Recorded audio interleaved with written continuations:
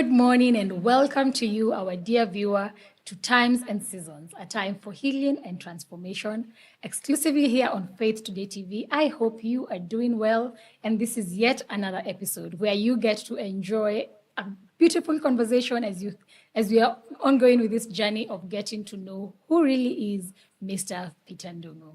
Welcome, Bishop. Asante, thank you. Nice to be back here. Nice to have you. How are you doing? I'm just trying to reflect about my life because I'm like maybe halfway or something. We've not even gotten to halfway.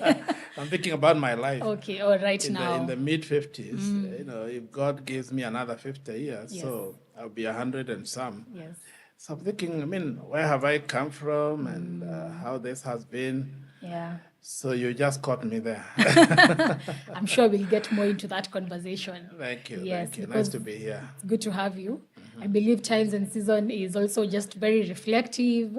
For us, the younger people, we get to understand what it's like, what it was like for you when you were growing up. Yeah. And we get to really see, yeah, okay, that's what life was like That's right.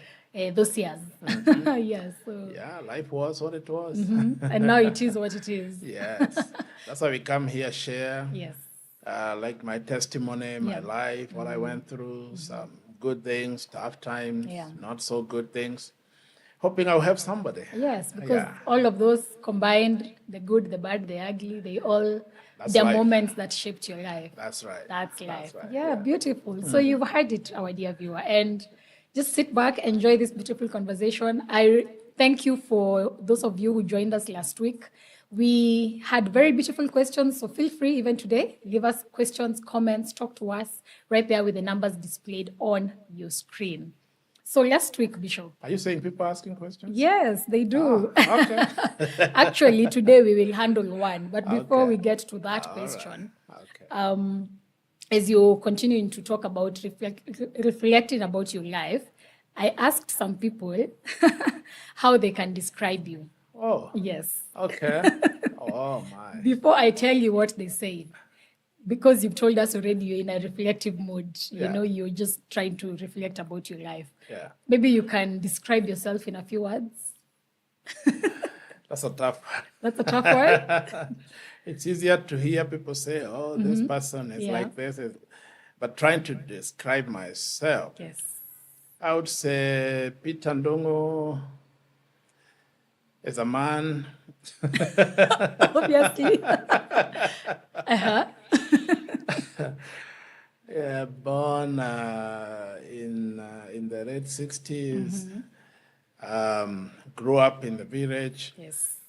Today I'm married, 4 children, 3 grandchildren. Pursuing my vision and dream, Yes. both in ministry and in business. So I would say I'm enjoying a good life, decent life. Of course, there are things that didn't go the way I thought, Yeah. but here I am. Life is not about regrets. It's about learning lessons and moving forward. So I would say Peter Ndungu is a passionate man about life. And I think my passion, my greatest passion is to see lives transformed. Yeah. Not just lives, but also communities transformed. Yeah. And that's what I would call, for me, my perspective, even in doing ministry, is just to see change and transformation, Yeah. whether in the life of a child, a youth, a family, business. And that's why even I'm sharing what I'm sharing, Yeah. so that hopefully somebody's life will be transformed. I don't know that that's what people see, but that's how I would describe myself. We hope that's what they see, because what they could actually say, and that's a very beautiful description. Yeah. Someone said you're calm. Calm. Okay. They said you're Thank calm. you, whoever they are. They said you're wise. Oh, I agree. wisdom.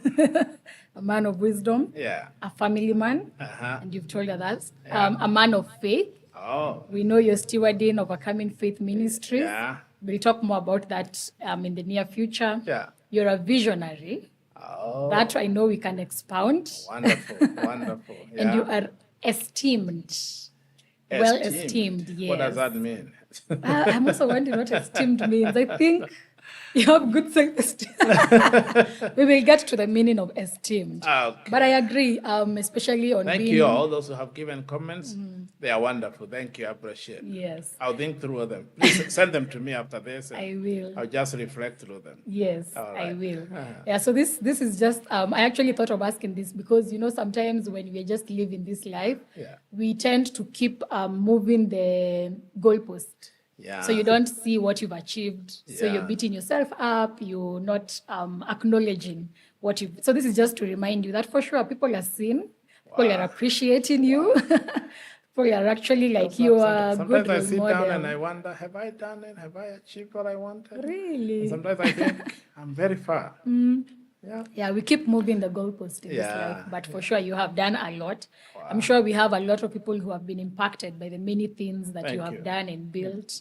Yes, and probably in future we'll have them come and share a few things. Oh, that would be Yes. kind. Yes, and just to segue from that, one of the questions that I feel like can bring us to a discussion today is you've told us about your childhood and how it was not easy. There Yeah. was scarcity. We've heard about going to school with no shoes, Yeah. having one pair of ngoma, and you want to wash it and make sure it dries, and it doesn't even dry actually. You're going to school when it's still wet. It's so wet that and says dusty. it says a lot about your childhood. And so Simon here, Pastor Simon actually, who was watching last week, asked rather, what kept you moving despite some of those struggles that you came across growing up? Thank you. Thank you for asking. I think it's just that desire just to continue with the life. Because it's either you give up and quit Yeah. and resign, or you decide I will push. Things may not be good today, but there's that hope. And that's why we go to school. They say, I still remember when we were growing up, and almost every morning, the only radio was KBC. So actually, those days it was Voice of Kenya, Yes. VOK. Yeah.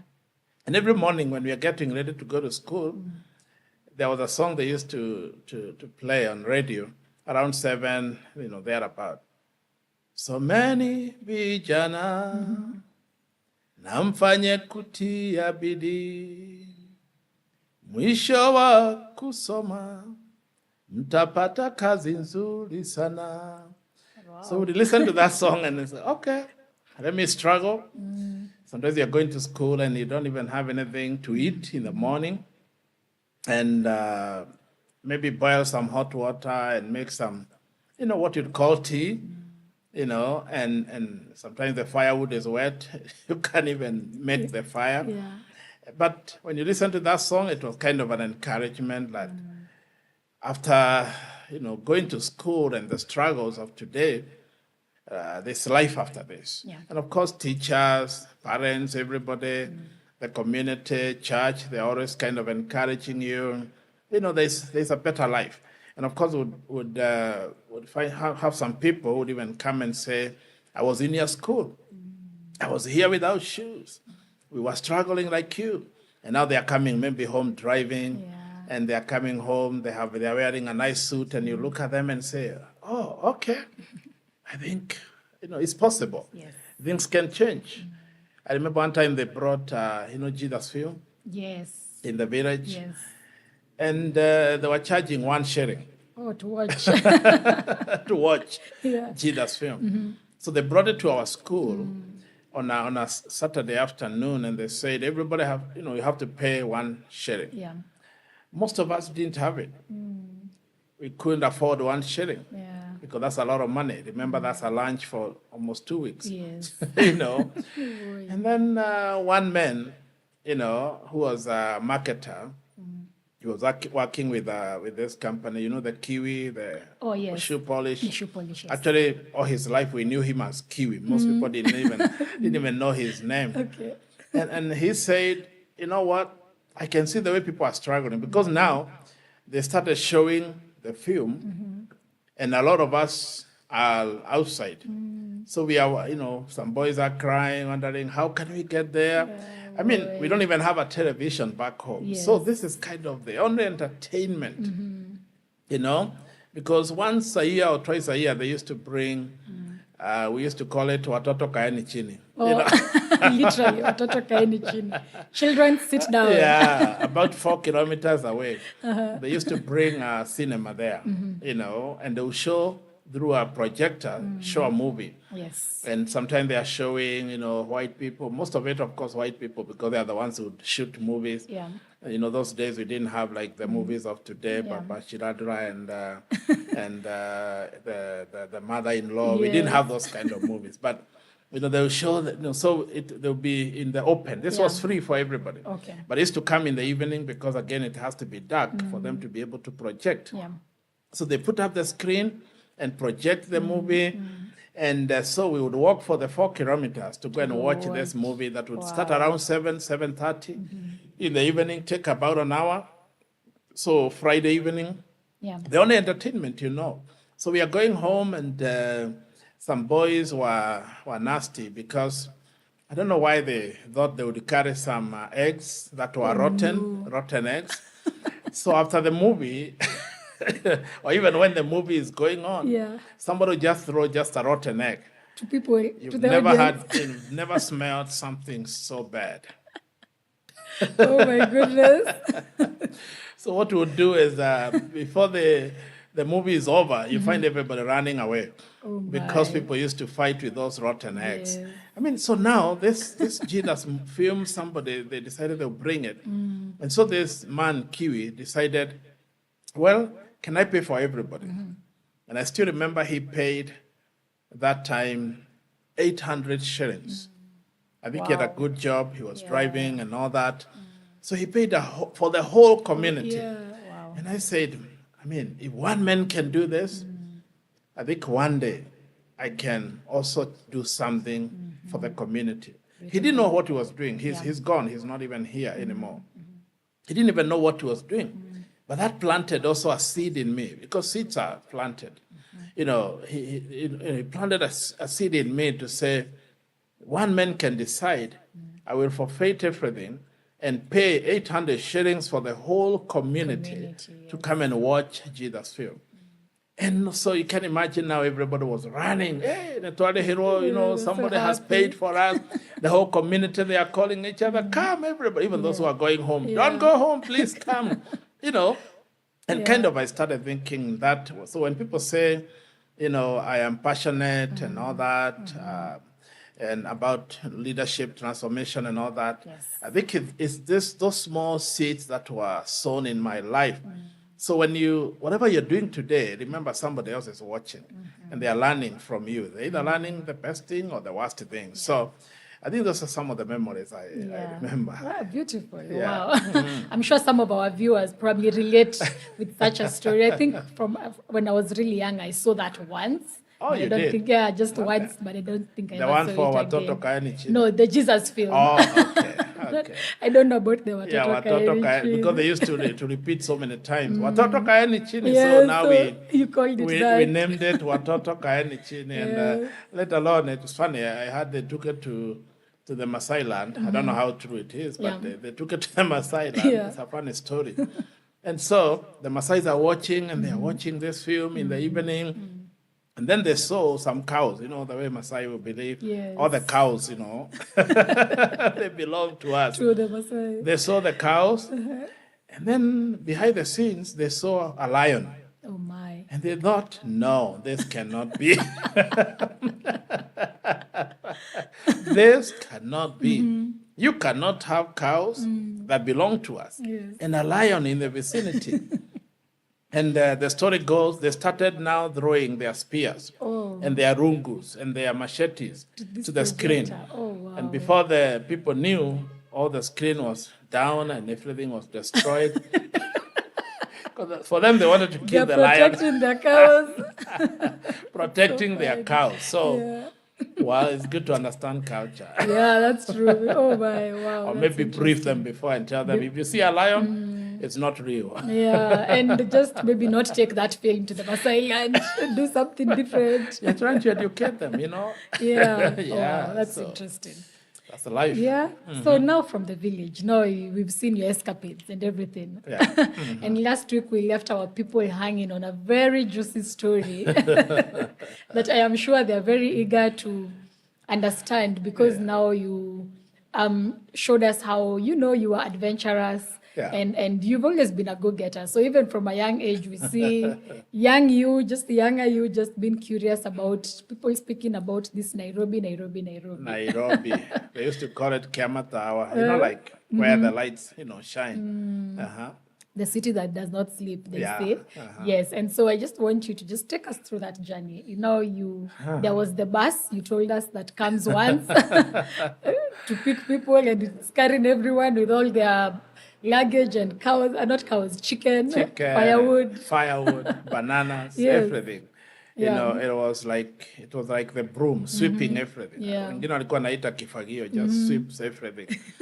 I mean, it's from that desire just to just being curious. Children can also be curious. And somebody listening to me, and you have been fighting your children because of wanting to be curious. Some of you young parents, and children want, especially some age, 7 years, 10 years, 12 years. Yeah. They want to be adventurous. They want to learn this. They want to get this. You want to touch this and do this. Don't blame them. It's the way children are. So for me, maybe I was in class 5 or thereabout, though class 5 then we were a little bit much older, because we started school when we were much older. Yeah. And then, like my dad or whoever, they would come, and maybe they're talking with a neighbor about Nairobi. And then I heard the stories about Nairobi, the vehicles, the tarmac road, tall buildings. In the village where I come from, we don't have any story building. So every building is, and of course, those days, the buildings were thatched houses, very old iron sheets and all that. So you're wondering, okay, Nairobi, how you're trying to visualize. You don't even have a television just to show you a bit of Nairobi like today. Yeah. So you're trying to visualize how is this city they talk about, and you listen on radio. Like when they're announcing Red and Mambo Botera, they're announcing the, Kadenga and Mpira, and soccer, and you're wondering, how is this in a stadium? And then he's announcing and he's saying the stadium is, the grass looks like it's a carpet, and you're wondering, one day, I want to go there. So what I did, I started saving some money. And of course, this money, I'm getting it from sales. I was doing some business. Yes, you are. But the business I'm doing, of course, it's not from my own, supplies, from my mother's supplies. Yeah. When she harvests maize and harvests, beans, whatever is there available that I can sell, I would sell some. Eggs, if you have a lot, sell a few. And then I would sell to some neighbors who are not so good, Some of them, they are family people. Yeah. I mean, children can sometimes do things behind you, and you don't even know. You have no idea. I mean, because nobody would know about this. So I have a few shillings, and I decided one day, I remember it was a Friday, I would go to Nairobi. So I used to be very keen to listen. Okay, you bought the bus here. How long does it take? Where do you alight? And all that. So I would listen, and they would always mention Machakos, Machakos bus station. Yeah. So I would listen keenly. Okay, from Machakos, how you move. And my elder sister used to work in Nairobi, around community area, NSSF building somewhere there. And so I would, listen. Okay, from Machakos, walking there, how long does it take? They don't know I'm listening. They think it's just entertainment. Yeah. They don't know I have a plan. Yes. And so this Friday, I went to school in the morning, like as usual, 7 o'clock. But around 9, during the break, I decided now this is the day. I'm still wearing if you can visualize, my uniform, which I've been wearing the whole week. Yeah. So it's very dirty and very dusty. Yeah. Shorts, the khaki, and all that. Yeah. And a sweater, and very dusty. So no shoes. And walking from my village to where I would board the bus is about 4 kilometers. Wow. And so I walked for the 4 kilometers. And now I'm going to Nairobi. I have left school through the back door. I didn't tell Oh, you anybody. got escaped from school? I'm just running away from school. And don't do that. Oh, my. I mean, running away from school. The teacher's not aware. Nobody, even the other, pupils, and nobody is aware. And I boarded the bus at Karogia. And I mean, this is my first time. Never been in this kind of a bus. And here we are. All the way now, Keno is dropping, picking, dropping, Kabati, Thika. Of course, it will get to Thika town. Yes. Never been to the town, so I'm seeing this is now Thika town. Yeah. For me, I'm so excited, and I'm not even worried I'm going to have lunch or anything. I'm just so excited that I have money. And then it came all the way, and of course, they'll keep announcing. Now we are in Thika, now we are in Iroiro, watu wa Juja, watu wa Githurai, watu wa Kasarani. Hey, we are getting nearer and closer to Nairobi. Yes. And then finally we are in Machakos. And then they said, this is the end of the road. This is now Machakos bus station. And of course they would say Machakos is where everybody boards. Those going to Mombasa, going to the coast, going to Western, Nyanza, going to Meru, everybody was boarding from Machakos, bus station. So I'm there, and for me, my imagination or my thinking was, if I get to Machakos bus station, I'm a child, and I find Nairobi so complicated. Yeah. What I will do, I'll just, because they will, when they were talking back home, they would say, at Machakos is where you alight, and it's also where you board your bus, back to come back home. Yeah. So I would say, well, if I find it so complicated, I would just come back and, board the next bus and come, and I'll tell people I was in Nairobi. So when I'm at Machakos, I saw some big, facility, and I asked somebody, what is that? They said, oh, that is a stadium. Is it the city stadium? Or? Yes. Yeah, the city. I think that is the city stadium. Yeah. Okay. Not too far from that time. The buildings were not as many, so actually from the bus station you could see the stadium. And I thought, let me go there and see the stadium. Maybe this is where I've been hearing Leonard Mambo Botera announcing the football. So I walked for a couple of minutes, and amazingly it was open. The doors were open, and I went in. What was happening? This is around maybe noon or 1 o'clock. They were doing some practice. So I saw some people there doing some practice, and I sat at the dais, just watching them practicing. And then I asked somebody, "Who are these guys?" Yeah. And then he started, describing to me, that is Kadenge. This was now the OFC. Is it? FC Leopards. Leopards, yes. OFC. Not FC Leopards. My goodness. Not OFC. FC Leopards. Yes. Yeah, you know them. Yes. Now, they are the ones who are practicing. So that is Joe Kadenge. That is Abbas Mohamud. He was a goalkeeper, very popular. Yeah. That is so-and-so. Kadenge, they used to call it Daktari Wameno. I think he was a dentist or something. Oh, wow. So Daktari Wameno. So I'm sitting there, I'm saying, is this me? Watching live. I mean, they're just practicing, no game. So just a few people came to relax there, who are idle and didn't know what to do. And I joined them. So I'm just there watching and just looking and saying, oh my goodness, if this is all I came to do in Nairobi, this is enough. I'll go home and tell the other young people, I saw Kadenge, I saw JJ Masiga, I saw this team, FC, Leopards. Yeah. Okay, I stayed there for about an hour or so. Wow. Then I decided, let me explore more. I mean, I came to Nairobi. I asked somebody, how do you get to community, where now my sister, worked? Yes. So I'm asking somebody, and they told me, apparently that time there were not, many tall buildings, apart from KICC. Yeah. Apparently from Machakos bus station, you could see all the way to community. And through Uhuru Park. So he told me, well, you go through Uhuru Park all the way to community. Yes. And I would look at it and thought, okay, this is kind of a straight one. If I go, I don't think I'll be lost. I'll be able to come back, to bus station. And I decided, here I come, my sister. Who has no idea you're going. She has no idea. Let me come and say hello. And I walked all the way. Yeah. And I walked, and here I am. I'm following people as they cross the road. I'm not used to this kind of Busy road. Busy, and people crossing the road, Kalim, Kokoteni, and all that. Yes. Crazy life. And I'm here just following people the way that I see them doing. I follow. When they stop, I stop. And I'm sure there are some guys who are wondering, hi, this young boy, he looks like he's from the village. He's in school uniform. Yeah.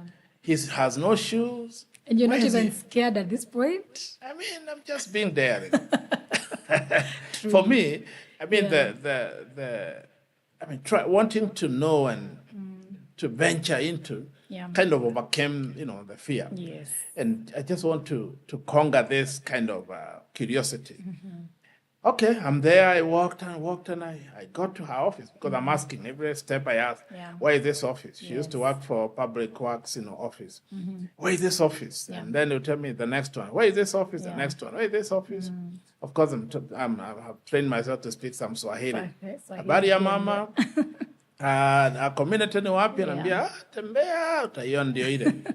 Habari ya mama. Of course, most of the time I would ask kina mama because I don't want to ask the men and then they start asking other questions. So even before we get to your sister's office, I'd like us to take a short break that our dear viewer will stay put and be back for even the better part of this story. Wow. So we take a short break. Yep. And then we will be back. Thank you.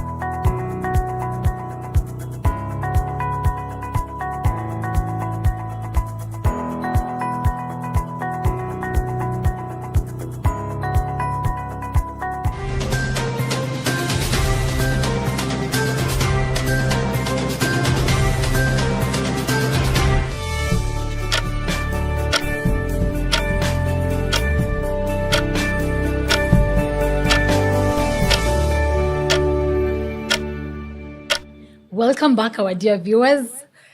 I know, I am certain that you are enjoying this conversation so far. We are getting some juicy stories here. If you've ever wanted to know how Bishop, how he lived his life as a young boy, as a young man, this is the place to be. And that is Times and Seasons, a time of healing and transformation.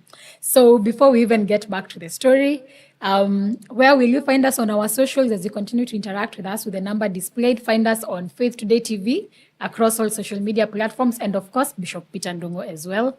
And the number displayed on your screen, feel free to text, send your comments, send your questions as we continue with this interesting conversation. So if you've just joined us, we are getting to understand the adventurous story of Bishop when he decided he has to go to Nairobi, the city of lights, the city that does not sleep, literally. So that's where we are. So welcome back, Bishop. Thank you. Nice to be here. Yeah. Nice to have you. Thank you. So now you are in Nairobi.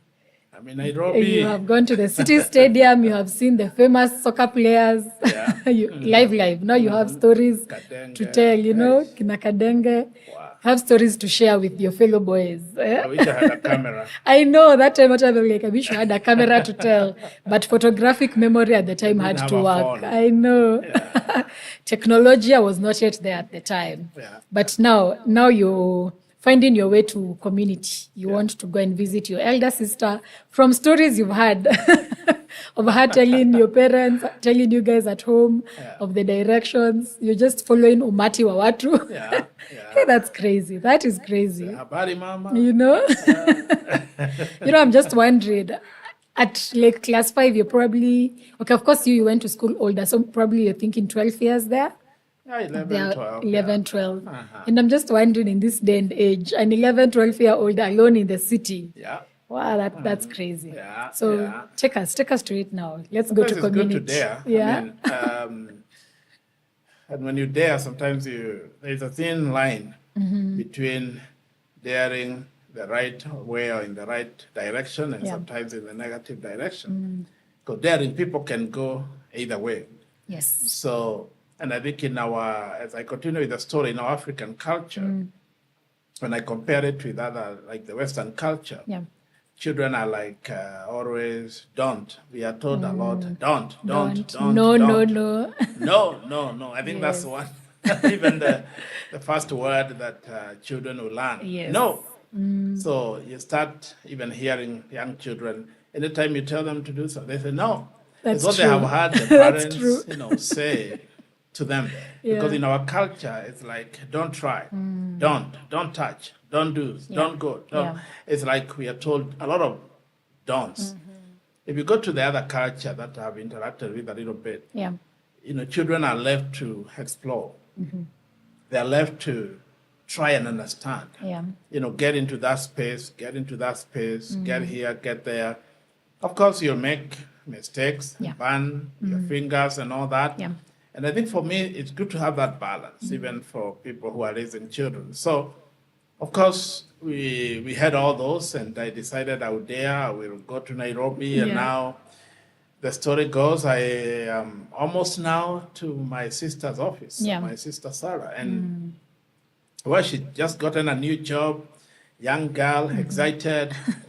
Of course, now she can make her, her nails and her hair, and looking nice and smart. Then I go, just somebody shows up at the reception. And because I had asked, I had all the information, this is where she works. Okay, and I went there because I am short. So I'm kind of raising my head. And they're looking, the girl, their students. Okay, saidia nini, nataka nini? They're thinking maybe it's a shokora or something. Because you have the same uniform you've worn the whole week. And very dirty for that matter. So, I said, nimekuja kusalimia Sarah. Sarah? Sarah Kamau. Oh my. Okay. Huyo ni nani? Huyo ni my sister. They're wondering how. And I saw her looking at me again. And I can tell in her mind she is thinking, okay, I know Sarah, but who are you? I mean, these are two different worlds. Yes. And she said, okay. Are you sure? Yeah, Sarah ni your sister. Yeah, okay. Sarah hayuko ako lunch. It was around now almost 2 o'clock. Lakini akirudi unaweza mngojea hapo nje, akirudi mtaongea na yeye. So I went outside and waited now for so I have confirmed this is the right place. This is where she works. Around now 2 o'clock, 2:15. And then I saw a tap of water, I think for watering the gardens outside there. And I looked at my feet and I thought, I need some cleanup here. I am dirty. I mean, the way you enter into a building and all of a sudden you realize, hey, the way things are here, the people here, I look like I'm coming from nimetoka kwa shimo. I'm so dirty. A lot of dust. The hair is dusty. Of course, this is a Friday. We used to take a shower on Saturday. Only. So you can imagine how this boy is looking. Well, I waited outside there. I saw a tap outside there. There's no sink. It's just a tap in the garden. Just a tap, yes. And I thought, let me go there, clean my face a little bit, wash my hands and clean my feet. At least when she comes, she'll not find someone who is so dirty and dusty. Okay, and I still remember I had done one leg. And then I heard from back here, don't want to kioreka woko, And that is Greek to say. That is to say, Dongo, what are you doing here? I could tell she's kind of shaking and quite shaken, because she didn't even greet me and say, hello, how are you, or anything? No. Oh, you're in Nairobi. Oh, no. She was like, in a lot of shock, in a big shock. What are you doing here? And I look back with a little bit of course, I couldn't laugh because she's like shaken and wondering what is happening here. Yeah. She knew I've never been to Nairobi. And so I just, with a soft voice, I said, nimekuja kukusalimia. I just came to say hello. Hi. And she's like, say hello, no, tell me the truth. Oh, she thought there was another reason why you went to Nairobi. I think later on she told me what she thought in her mind was that ukiona wametuma huyu, then everybody else in the village must be dead.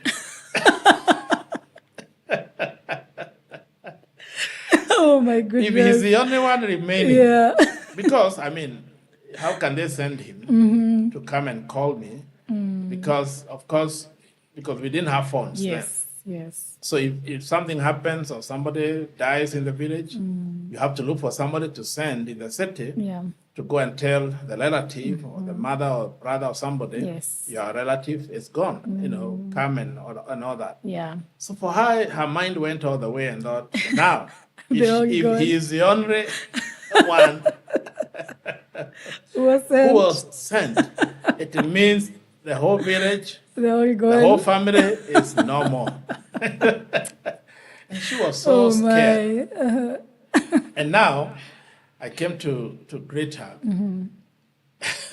The picture, which was the camera then, because now I had cleaned one foot, one leg, the other one is still, of course, no shoes. The other one is still dirty. Oh my. And she didn't even go to the office because she had gone to the reception. She was told, oh, there's somebody, your brother. Waiting for you. Your brother is, waiting for you. Yeah. She didn't even sit or put anything in her office or show me this is my office. She said, follow me. Oh.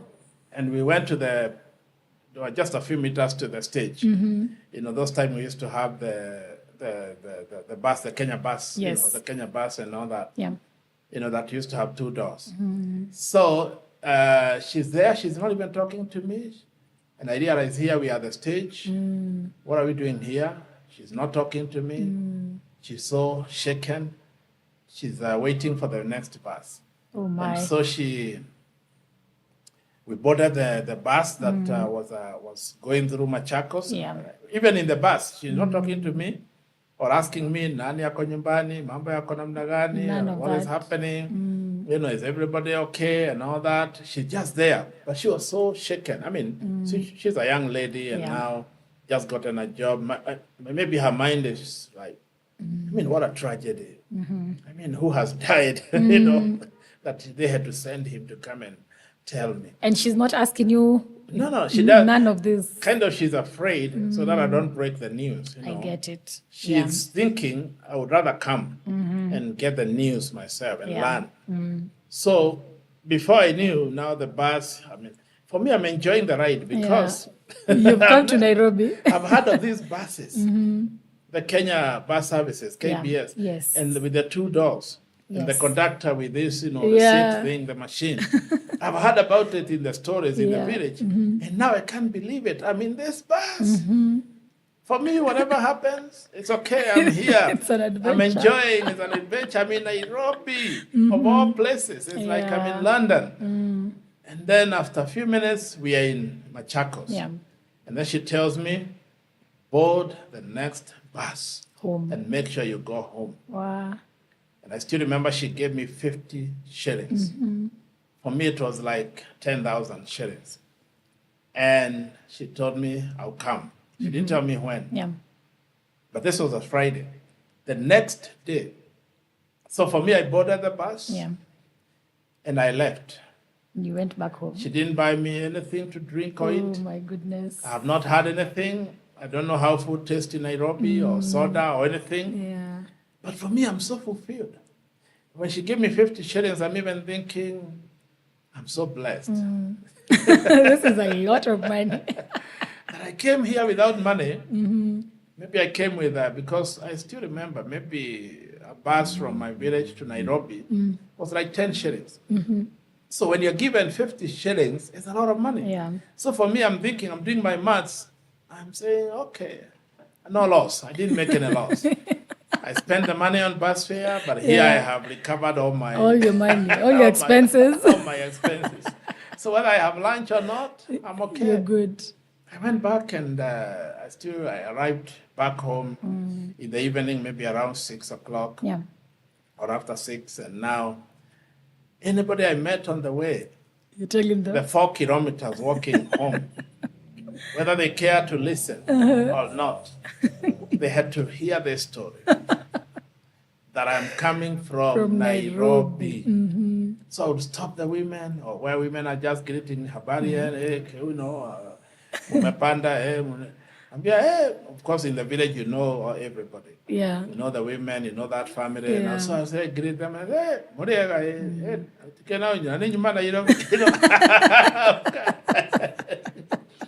and everybody would stop like, what do you mean? What? Nairobi? Nairobi? And I was so excited. That evening, all the boys gathered. And now I'm telling them the story. And the following day on Saturday, I'm telling them the story, the way I went to Nairobi, and I saw this, the football players. I went to this building, I saw this building, I saw the KICC. Oh my goodness. Everybody was like, hey, you're the hero. Nairobi. I'm you're the hero of the village. In the village. And what about your parents? Not until we are going there. Okay. Not until now, my sister, and of course my mother and my dad, they didn't know. Oh. I had gone to Nairobi. Okay. Of course, I'm telling the stories to everybody, but not to them. Not at home. And of course, nobody will call them to confirm because there are no phones. So I'm telling everybody else. For them, they know I went to school. Yes. Tukatoka shule, maybe tukaenda kucheza, nikachelewa kidogo. Yeah. And of course, when I came back, I picked my bag from school because the classes were never locked. Oh, yeah. So, and even if they are locked, the windows were just gaping open. And I mean, there is just an opening. There was nothing. Yeah. So I remember one boy we were in school together. His name was Gecheha, and he was beaten by the teacher. I don't know what, the teacher was so angry. And he beat him with, there was a jawbone, a donkey's a jawbone in the class. Whoa. And so he hit him on the head. Yeah. And this boy, because I'm just trying to say the windows were just open. Yes. Just gaps. And so this boy jumped off and he jumped off through the window and he was out of there. And he ran away and he never came back to school. That was the end of his school life. Oh my. So when he was asked later, he said, you hit me with a jawbone and I got mad. Yeah. Wait. I mean, it's like he felt he's not, so I'm here. I went back to school, collected my books. It's like I'm pretending I'm coming from school. Only that I'm late because we were playing with other boys and all that. Yeah. But when my sister came home, and then she shared the story with my parents without my knowledge. Oh my! They could not believe it. What are you talking about? He came to Nairobi, saw you. How? When? Yeah. Yesterday. He was in Nairobi. Oh, I was called in a room. I still remember in a room, a small room somewhere. My mom is there, my dad is there, my sister is there, and the rest is history. The rest is truly history. That was so scary for me because, the parents, even those days, the beating, the slaps you get, the beating you get, you never forget. So I don't want to talk more about that. We don't even need to get to those details.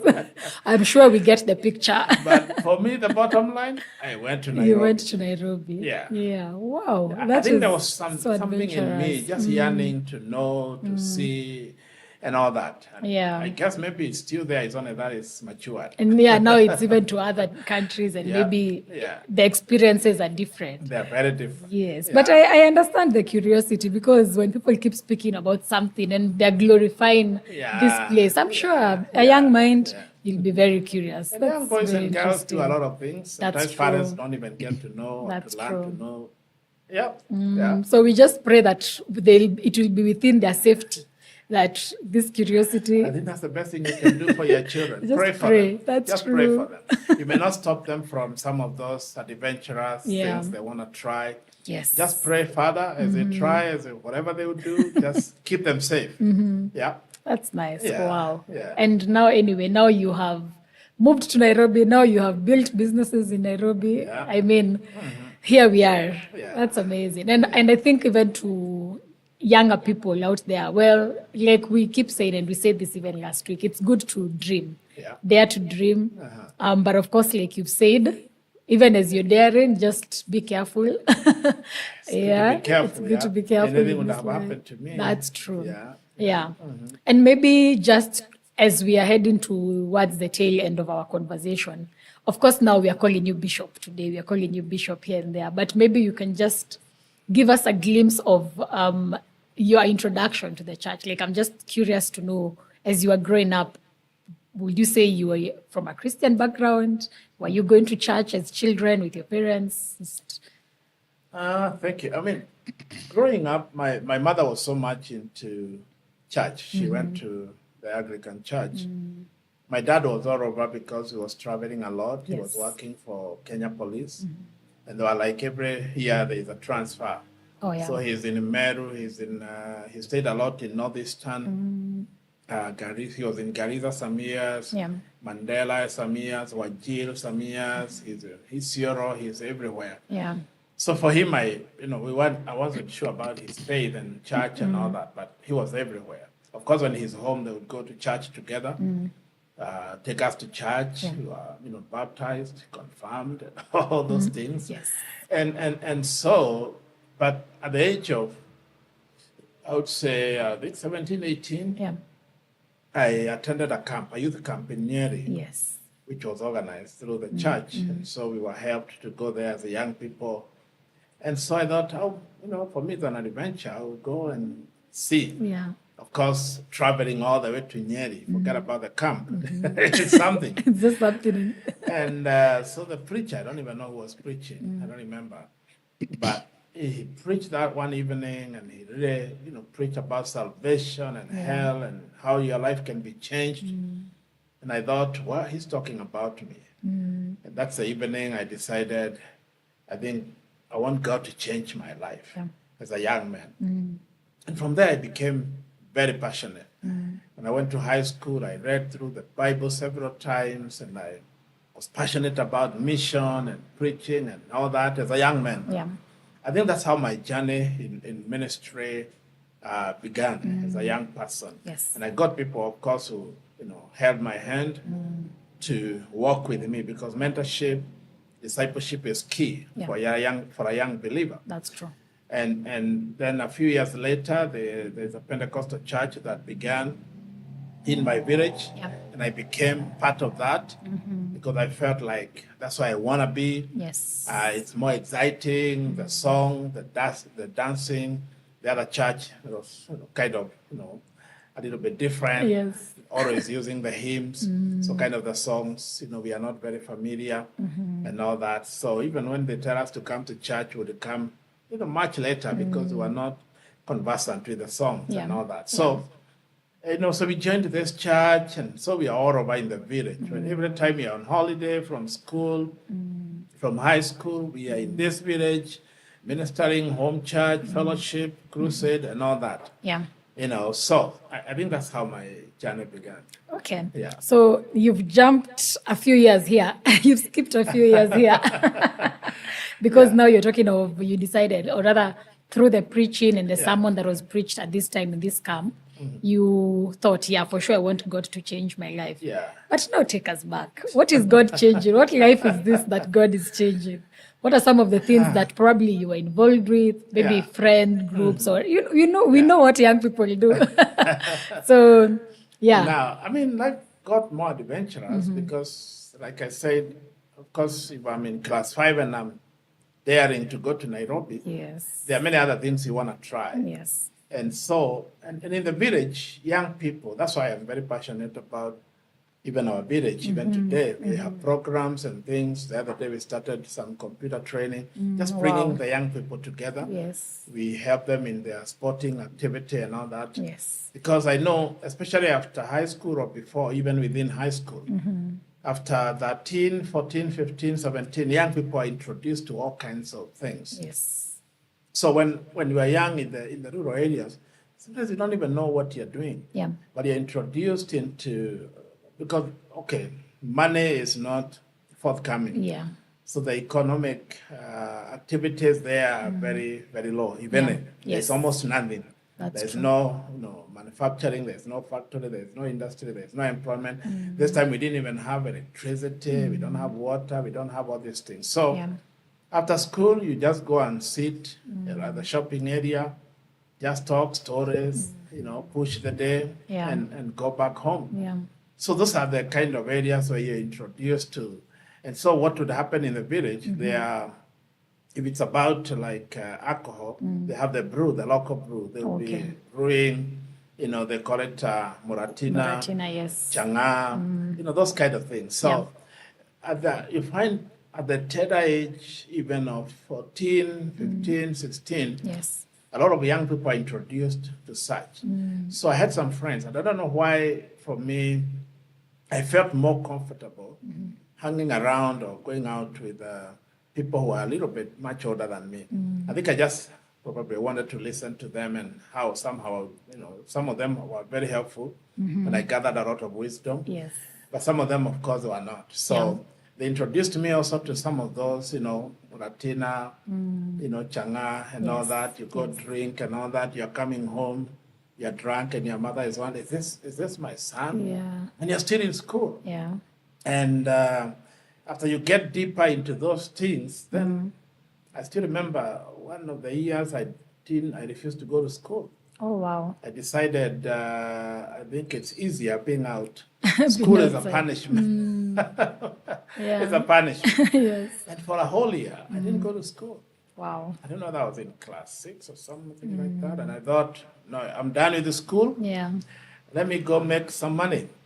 And okay, I'm still much older than a class 6 today. Yes. So, of course, no ID and all that. And so there was a gentleman in my village who was also working, I think he was a police officer or AP.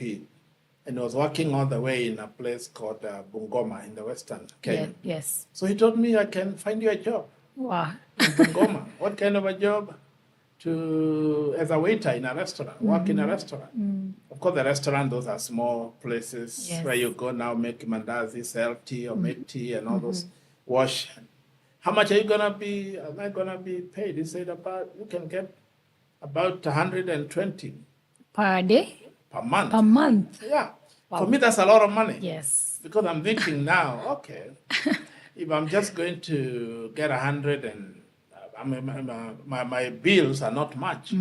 If I get 120, of course, working in a restaurant, I calculate I'll be eating there. In the restaurant. Food is catered for. Food is catered for. Maybe a small room somewhere. And, if I want to buy alcohol, if I want to buy cigarette and all that, I can buy using that. Afford it Because now. again, even in the village, the way we would learn how to smoke is not by buying cigarette, because we don't have money. But there's, when the maize, you're almost harvesting. There's, I don't know what you call it, on top of the maize. corn. Yes, I think I know what. Yeah, it's there's like a something, leaf. yeah, that comes up. And Yes. so that's what we'd get. And then we roll that Yes. with a newspaper. Uh-huh. And then you find yourself smoking What? without any money. I want you to pause right there. Because I don't know about you, but this is so new to me. I know, guys, this is a very new story, but we will have to put a pause. Time goes fast. Yeah, time goes by so fast. We'll have to put a pause on that. But I'd like to leave you guys with a take home here, because I am sure from this conversation, some of the things that we can pick, first of all, is it's okay to dare to dream. It's okay to be adventurous and be curious, but of course within reason. And also just don't put yourself in harm way. And as we continue with this conversation, you'll also see how important it is as young people to definitely lean on God, and because we cannot do this life without Him. So stay tuned. This has been Times and Seasons featuring Bishop Peter Ndungu, a time of healing and transformation. And we will see you guys next week. As usual, reach out to us on our social media platforms, Faith Today TV and Bishop Peter Ndungu. Thank you so much, and bye-bye. Thank you.